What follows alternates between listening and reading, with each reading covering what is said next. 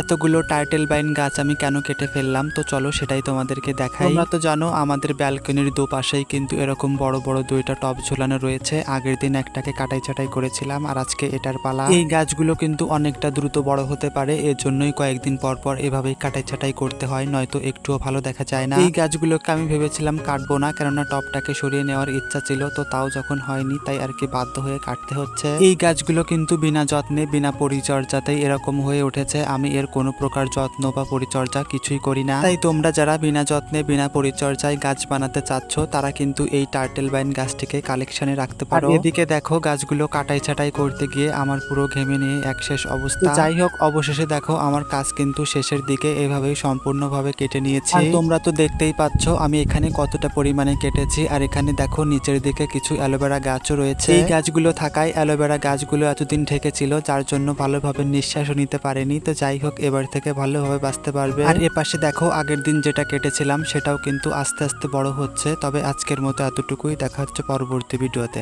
Tata.